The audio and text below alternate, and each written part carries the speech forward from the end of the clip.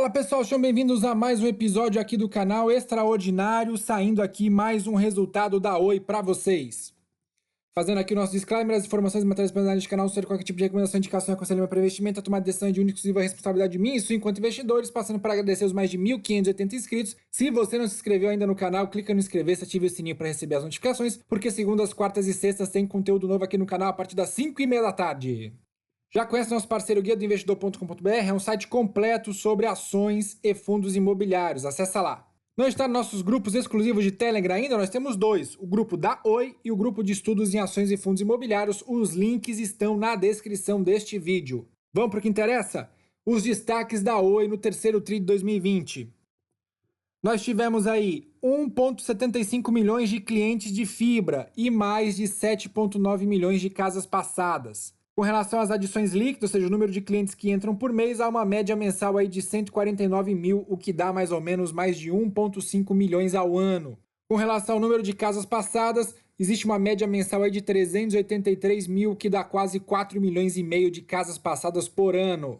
Além disso, a Oi apresentou um aumento de 3,5% na sua receita, comparando o último trimestre de 2020, onde o residencial aumentou 2,7%, mobilidade 5,4% e B2B 2,3%. Houve uma redução aqui de 9,6% no OPEX, ou OPEX, como você preferir, que é o oposto do CAPEX. De certa forma, o OPEX são os custos operacionais que a empresa tem para funcionar. Então, houve uma redução aqui de 9,6% com relação ao terceiro tri de 2019.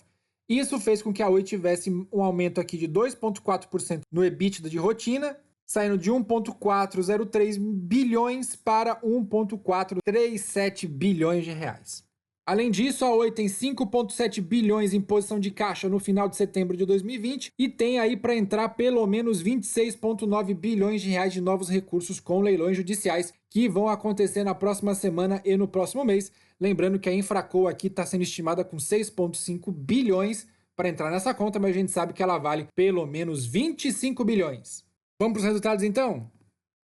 A Oi teve uma receita líquida total no terceiro tri de 2020 de 4,7 bilhões, um aumento de 3,6% quando a gente compara o segundo tri de 2020. No ano contra ano, faltando na consolidação do último trimestre, a Oi tem uma queda de receita de 8%. Lembrando que ainda falta outubro, novembro e dezembro. Então, ano passado foram de 15,2 bi, esse ano já está em 14 bilhões, então com certeza a Oi vai ter mais receita em 2020 do que em 2019. Com relação ao EBITDA de rotina, ele foi de 1,4 bilhões de reais, um aumento aí de 7,6% na comparação com o segundo trimestre de 2020 e também aumentou 6,4% em comparação ao ano passado. A margem EBITDA chegou a 31,1%, alta de 1,2% com relação ao trimestre anterior. Mais para frente vou falar do lucro, prejuízo, dívida, caixa e CAPEX. Vamos para frente. As unidades geradoras de receitas aqui saíram de 52.300 para 52.156, uma queda de 0,3%, principalmente aqui na mobilidade pessoal. Na receita líquida, a gente pode ver um aumento aqui de 2,6% no residencial, 4,6% na mobilidade, 4,8% na Oi Clientes e 2,1% na B2Business. Com relação à receita líquida, o cobre caiu 9,3%, chegando a 867 milhões. Os serviços de voz também, queda de 8,2%. Banda larga, uma queda de 11,2%. TV, houve um aumento de 1,2%. E a fibra saiu aí de 255 milhões de receita para 383, que dá uma comparação com o trimestre anterior de quase 50%, hein? Cresceu 50% em receita em 3 meses. Na comparação no contra-ano, esse aumento já é de 387. O número de casas passadas, que no trimestre anterior era de 1,2 milhões, passou para 1,6 milhões, o aumento é de 34,3%. Na comparação ano contra ano, quando antigamente eram 380 mil lá no terceiro tri de 2019, o aumento é de 333%. Já a receita líquida no segmento Business to Business saiu de 1,265 bilhões para 1,294, um aumento de 2,3%. O aumento maior se deu no segmento corporativo, principalmente na tecnologia da informação através da Oi Soluções.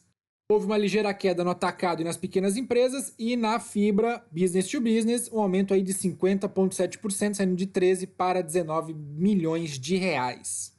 Já as unidades geradoras de receita em fibra saíram de 109 mil para 147 mil empresas que têm já a Oi Fibra como solução, um aumento de 34,9%. Queda no serviço de voz, queda na banda larga de cobre, queda na TV e aumento aqui na Oi Móvel de 4,3%. Então a gente nota que, de fato, os indicadores da fibra vêm aumentando trimestre contra trimestre em detrimento da voz e banda larga de cobre, que é uma das operações que a Oi vai se livrar no leilão. Além disso, os custos e despesas operacionais saíram de 3,25 bilhões no segundo trimestre de 2020 para 3,2 bilhões, um aumento aí de 6,2% com relação ao último trimestre de 2020. Na comparação com o mesmo trimestre do ano passado, essa queda já é de quase 10%. E por que aconteceu esse aumento? Principalmente aqui nas despesas com o pessoal, que saiu de 535 milhões para 602 milhões, e a Oi afirmou que esse aumento na despesa com o pessoal se dá através de remuneração variável de seus funcionários, com base em atingimento de metas operacionais. Então o pessoal lá atingiu as metas e teve uma bonificação por isso. Além disso, houve um aumento de 122% no custo com aparelhos e também aqui aumento nas provisões por contingência, para evitar algum tipo de calote. Saiu de 42 milhões para 65 milhões. A Oi fez ali uma reservinha de caixa para se resguardar de qualquer tipo de prejuízo. De modo que o OPEX ou OPEX de rotina saiu de 3,1 bi para 3,2 bi, um aumento de 1,8% com relação ao segundo TRI de 2020, mas na comparação com o ano passado, menos 10,6% para ela. Então, aumentando as receitas e reduzindo as despesas, isso aí impacta em mais caixa, mais lucro. Com relação aos investimentos, que é o CAPEX, no segundo TRI de 2020 foi de 1,75 bilhões, agora 2 bilhões, um aumento aí de 14,5%, e majoritariamente foi feito em fibra, onde houve um aumento aí de 24%, saindo de 1,1 bi para quase 1,4 bilhões de reais. No ano contra ano, a Oi aí está 5% a menos, lembrando que ainda falta um trimestre, então provavelmente ela vai investir mais em 2020 do que em 2019. Então notem que não é uma queima de caixa. Investimentos é algo que gera ativo não circulante e circulante para a companhia. Isso ajuda o patrimônio líquido dela. Então, portanto, toda vida que a empresa gastar com investimentos, ela está fazendo isso para que no médio e longo prazo ela tenha mais receitas, menos custos operacionais, que ela está investindo ali em tecnologia, em novos serviços, e isso vai fazer com que a empresa tenha cada vez mais um EBITDA positivo, uma geração de caixa operacional positiva.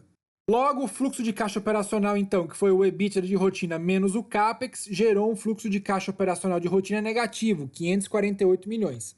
Um aumento aí de 37,3% com relação ao último trimestre, mais uma redução aí de 20% com relação ao ano passado. E por que isso acontece? É o que eu estava dizendo, ó. O EBITDA positivo é muito importante para a empresa, porque ela está gerando caixa e está dando lucro. Mas a Oi, especialmente, ela está investindo massivamente. Então, se ela tivesse investido aqui, por exemplo, apenas 1 bilhão, ela tinha uma geração de caixa positiva aqui, um fluxo de caixa operacional de rotina positivo de 400 milhões. Então, se não fossem os investimentos, a Oi estaria muito próximo de ter um trimestre com lucro. Vamos ver as outras despesas?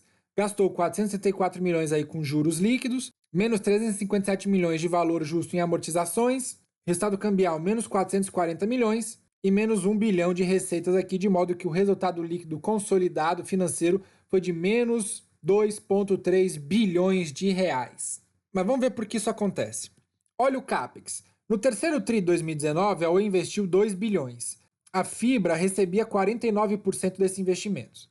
No segundo TRI de 2020, houve investimento aí de 1,7 bilhões e a fibra recebeu 64% desse montante. Agora, o investimento foi de 2 bilhões e a fibra recebeu 69% de todo esse recurso. Então vejam que a Oi está promovendo a sua transformação, investindo massivamente em fibra, e isso pode ser comprovado através do mix de CAPEX de 2018 a 2020. Veja, a Oi investia apenas 29% em expansão, 25% em mobilidade e 46% no legado, que é o cobre, o DTH e a móvel. Em 2019, esse valor para expansão já passou aqui para 52%, e hoje está em 72% dos investimentos. Então, basicamente, a Oi já foca 3/4 de todo o seu investimento para a fibra, para promover um crescimento massivo das suas operações. E você que está investindo na Oi para médio e longo prazo tem que focar nisso. Fibra e Oi Soluções para pessoa física e para empresas. De modo que o fluxo de caixa em junho de 2020 era de 6 bilhões, aí houve uma entrada de 1,4 bilhões com geração de caixa positiva da empresa, saiu 447 milhões de imposto, saiu mais 2 bilhões em investimentos, entrou mais 509 milhões por capital de giro, entrou 460 milhões por antecipação do sistema de telefonia, ganhou mais 21 milhões na justiça, saiu 101 milhões por operações financeiras e pagou credores, quase 500 milhões, ou seja, a empresa está pagando suas dívidas, está pagando os credores. Além disso, entrou um fluxo de caixa não recorrente, fruto da venda da Unitel, 155 milhões, e venda de imóveis, 24 milhões. Dessa forma, o caixa da Oi só diminuiu em 387 milhões, isso não é nada. E hoje ele está em 5,6 bilhões de reais em setembro de 2020. Como é que está o endividamento da Oi? 99% dessa dívida é de longo prazo, então a gente não precisa se preocupar.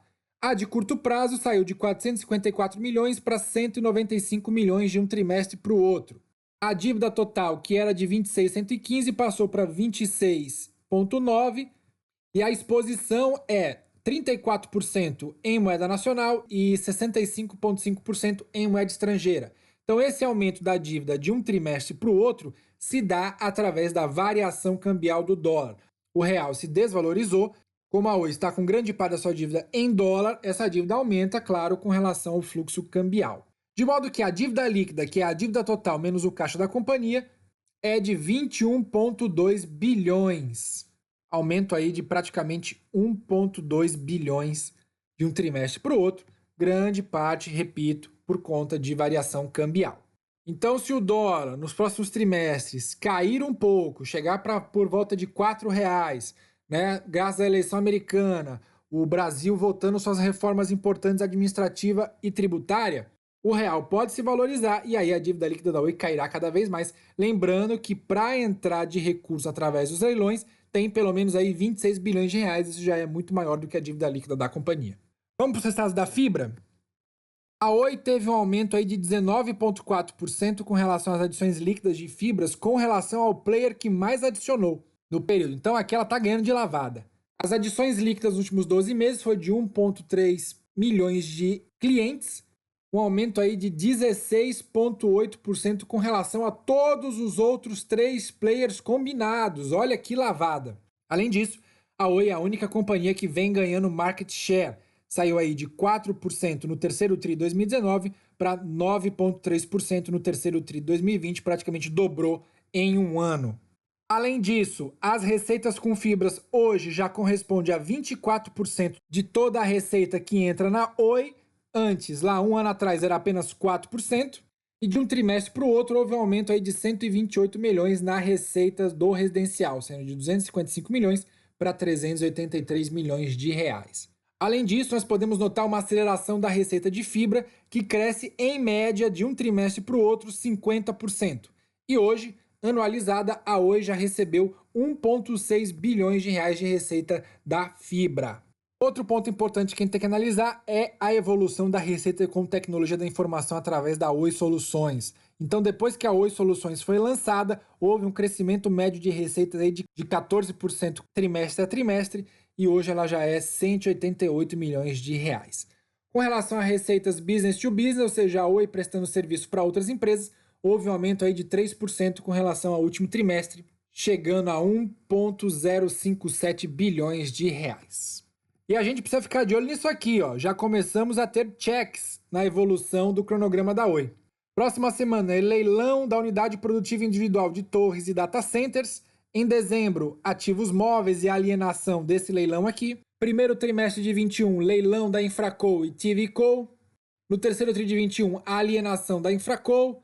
No quarto tri de 21, alienação dos ativos móveis. E em outubro de 2021, encerramento da recuperação judicial da Oi. E aí ela arruma para ser a maior empresa de infraestrutura de fibra e comunicação do país. Gostou desse vídeo? Deixe seu like, se inscreva no canal, compartilhe nos grupos de WhatsApp e Telegram. Visite o nosso parceiro guiadoinvestidor.com.br e também não se esqueça de entrar nos nossos grupos exclusivos de Oi e ações e fundos imobiliários no Telegram. O link está na descrição desse vídeo. Obrigado por assistir até aqui e até a próxima!